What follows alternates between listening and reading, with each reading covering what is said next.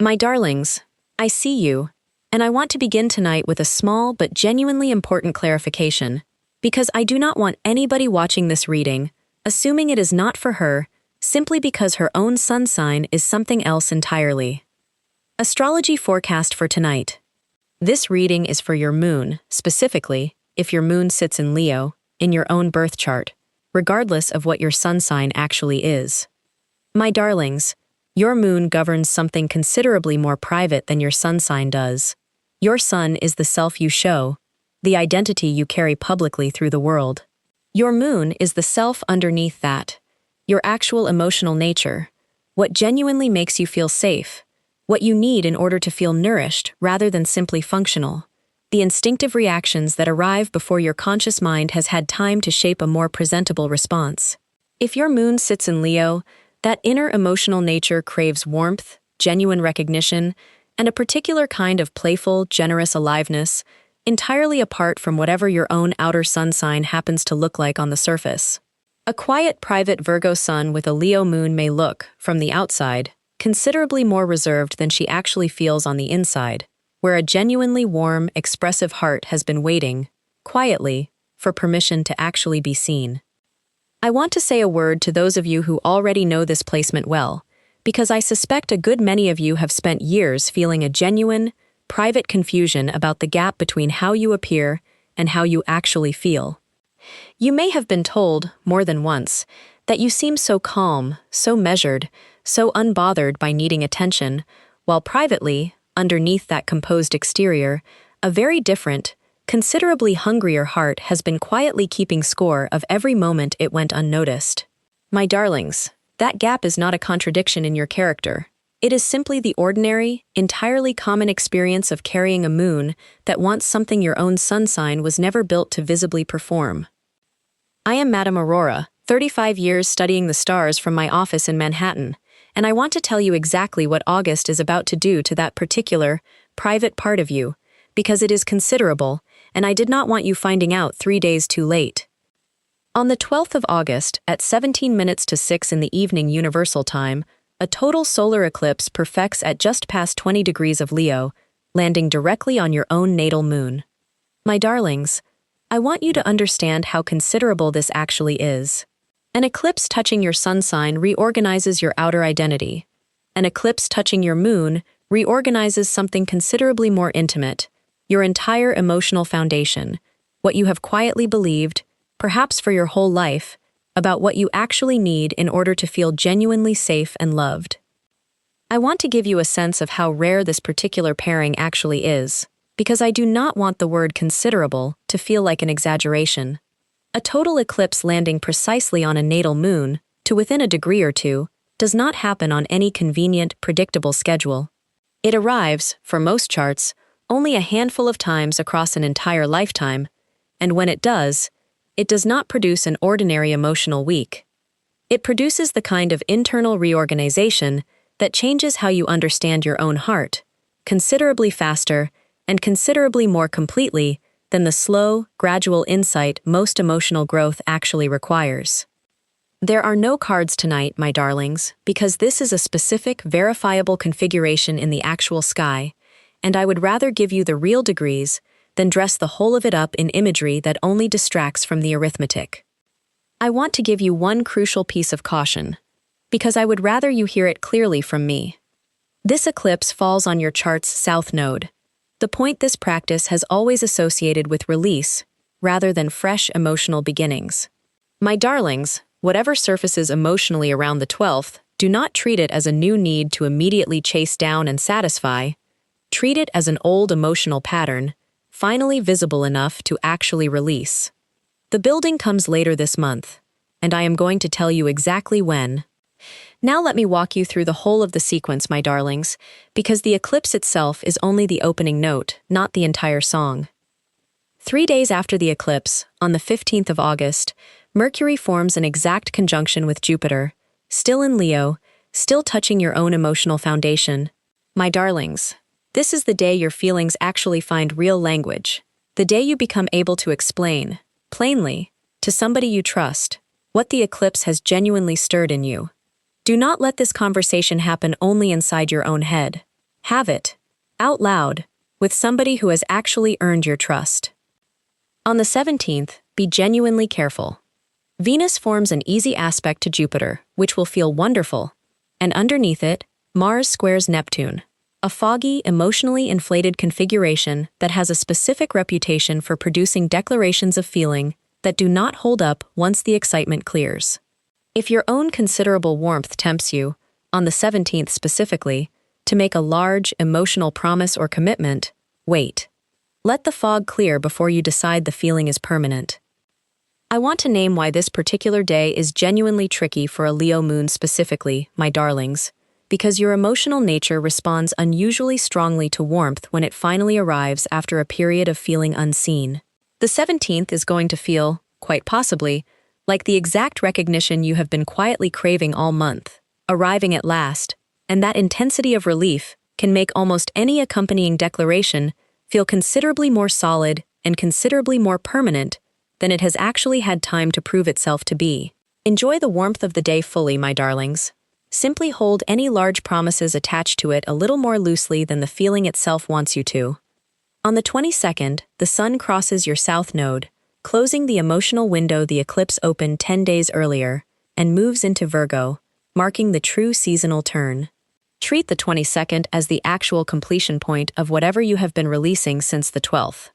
I want to name why this particular date matters so much for you specifically, my darlings, because the Sun's own crossing, on this exact day, is not simply an astronomical formality. It marks the moment the intensity that opened on the 12th genuinely, structurally begins to ease, whether or not you have personally finished processing everything it stirred. If some portion of what surfaced still feels unresolved by the 22nd, that is entirely normal, and I would ask you to be gentle with yourself about the pace, rather than assuming the date itself was supposed to deliver full resolution on schedule. On the 25th, Mercury crosses that same point, delivering the final emotional word on the whole matter. And on the 27th, we arrive at the clearest day of the month. Mercury reaches Cazimi, sitting at the very heart of the Sun, in Virgo. This is the day for actually understanding, with real clarity, what your own emotional nature has been trying to tell you all month, considerably calmer than the eclipse's initial intensity. That same night, a second, quieter, partial lunar eclipse perfects in Pisces. My darlings, do not let its quietness fool you. It often reveals something almost nobody expected, particularly around a private, emotional matter nobody else has been watching closely. And the month closes, on the 31st, with Jupiter, still sitting on your natal moon, forming a genuinely harmonious trine to Saturn. Whatever your own emotional nature has actually built this month finally settles into something durable enough to actually hold. Let me tell you about Roberta, because I think her story shows exactly how this particular month tends to unfold for a Leo moon specifically. Roberta was a client of mine, a Virgo sun with her moon in Leo, who came to me in the days following an eclipse touching her own natal moon several years ago, describing an emotional intensity that had genuinely surprised her, given how private and reserved she generally appeared to everyone around her, including, for years, herself. She told me the eclipse had surfaced a long-standing, quiet ache around recognition, a feeling she had spent years dismissing as vanity, unbecoming of the modest, capable persona she had built and maintained so consistently. The eclipse made it considerably harder to keep dismissing. She found herself, in the days that followed, unexpectedly emotional in ordinary moments, aware, freshly, of how much she actually longed to be genuinely celebrated, rather than simply, quietly relied upon. I asked her to treat the ache as information, rather than as something shameful to suppress again as quickly as possible.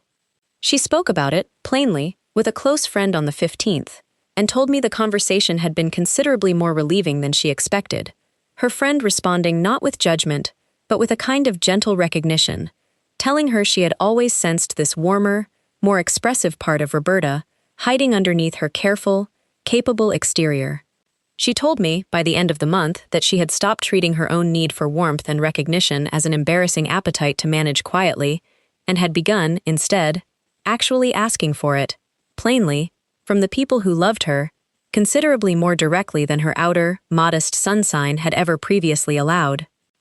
I asked her, some months later, whether her outer presentation had actually changed as a result, whether she had become, in effect, a considerably louder, more visibly Leo version of herself. She said, genuinely, no, and that this had surprised her at first. Her outer Virgo sun remained exactly as capable and exactly as measured as it had always been. What changed was smaller and, she said, considerably more important. She simply stopped hiding the warmth from the people closest to her, in private, one relationship at a time, rather than needing to perform it publicly in order to finally believe it was real. If any of this has landed, tap that little like button below this video. It genuinely helps this reading find somebody else whose warm, expressive inner nature has been quietly hiding underneath a considerably more modest outer sign. And if you are not yet subscribed, this is the moment, because I will be back before the 12th with more. And again, once we can look back properly at what the month actually delivered. Let me give you the practical part now. The first. On the 12th, let whatever surfaces emotionally simply surface, without immediately deciding it is shameful, excessive, or something to suppress back down as quickly as possible. The second. On or near the 15th, speak the feeling aloud to somebody who has actually earned your trust, the way Roberta finally did. The third. Make no large emotional promises or declarations on the 17th specifically, however wonderful the feeling of that particular day happens to be. The fourth. Let the 22nd and 25th genuinely close the loop the eclipse opened, rather than continuing to relitigate what you have already, honestly, released. And the fifth. Trust the clarity that arrives on the 27th considerably more than the intensity of the 12th. That is the day this entire emotional sequence has actually been building toward. Leave me a comment and tell me your actual sun sign alongside your Leo moon, because I am genuinely curious how many different outer signs are carrying this same warm, expressive inner nature underneath them. I read every single comment, truly, and a comment section full of women, each naming her own sun and moon together, is a room full of people quietly discovering how much more variety exists behind a single outer sign than any of them previously realized. Now let me give you the ritual, and I want you to actually do this one before the 12th if you can manage it. Find 20 minutes, sometime in the next few days, a gold candle if you like one, for your own Leo moon, and if you have none, it changes nothing, because the object was never the mechanism.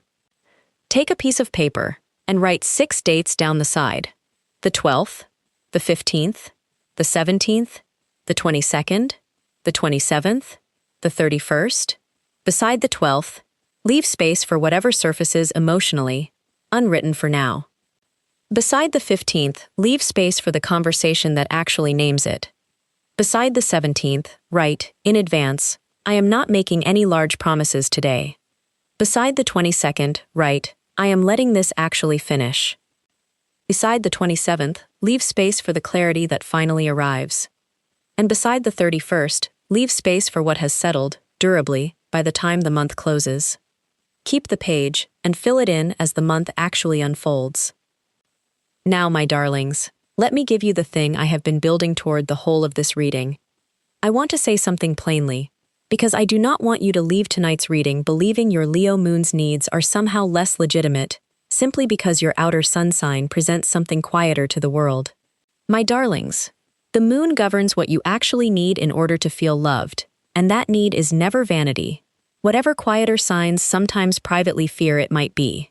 Wanting to be genuinely seen, celebrated, and warmly recognized is not an excessive appetite requiring management. It is simply an accurate description of what your particular heart, underneath whatever outer sign happens to greet the world first, actually requires in order to feel nourished. I want to say one further thing about why this particular eclipse matters so considerably for you specifically. Most months, your Leo moon's needs move quietly, in the background, easily overridden by whatever your outer sun sign prioritizes instead. This August is different. The eclipse is not asking your outer sign to reorganize itself around your moon's needs permanently.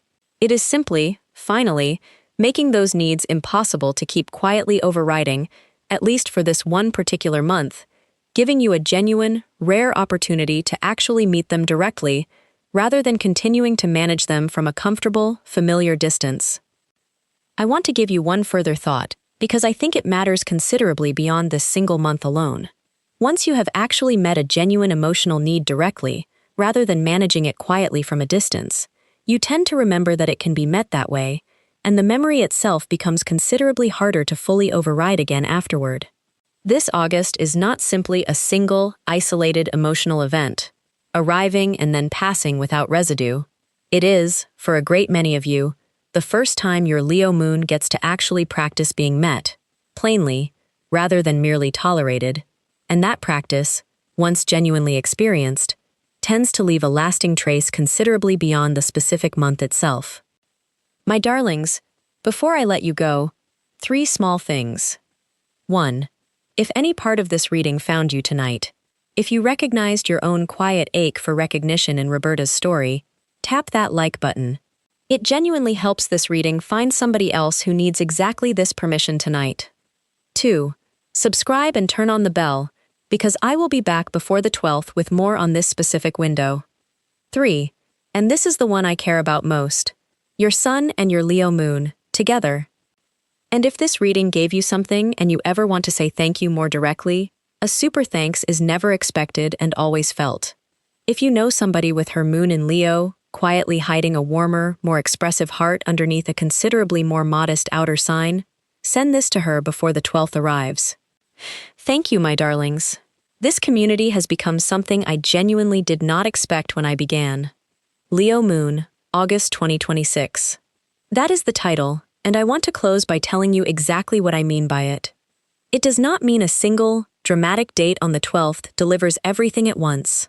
It means a real, verifiable sequence, 6 separate moments, each one doing a different piece of the actual emotional work, the eclipse revealing, the 15th naming, the 17th warning you to wait, the 22nd and 25th closing what needs closing, the 27th finally clarifying, and the 31st settling the whole of it into something durable enough to actually hold. Let your heart be seen this month, my darlings, exactly as warmly and exactly as completely as it has always, quietly, wanted to be. I am Madame Aurora from Manhattan, and I love you, every sun sign carrying a Leo moon underneath it. I will see you before the 12th.